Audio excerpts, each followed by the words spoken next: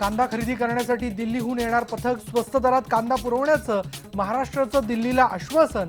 दिल्लीमध्ये शीला दीक्षितांनी घेतली शरद पवारांची भेट।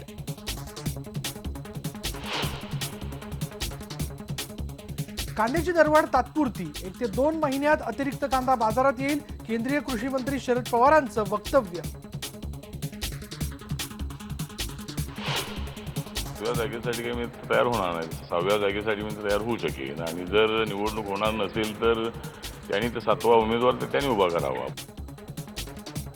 महायुतीमध्ये 7व्या जागेसाठी लढणार नाही, रामदास आठवले यांनी केली 6व्या जागेची मागणी।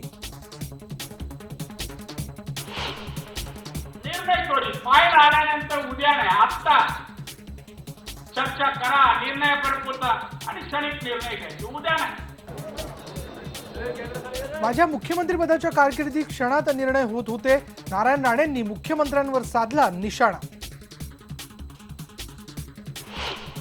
देश में आदर्शवादी ऊर्जा है, वो राजनीति में नहीं आई, वो सामाजिक आंदोलनों में गई।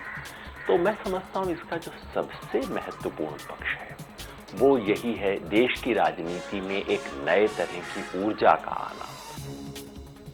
आम आदमी पार्टीमुळे दिल्लीच्या राजकारणात पुन्हा आदर्शवाद परतला, पक्षाचे नेते योगेंद्र यादव यांचा दावा।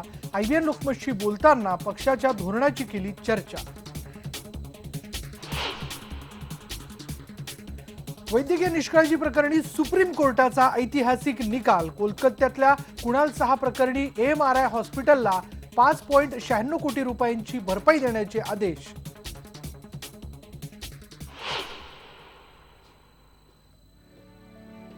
आणि ज्येष्ठ गायक मन्ना डे यांचं बंगळुरूमध्ये निधन, संगीताच्या सुवर्ण काळाचा साक्षीदार हरपला, थोड्या वेळात होणार अंत्यसंस्कार।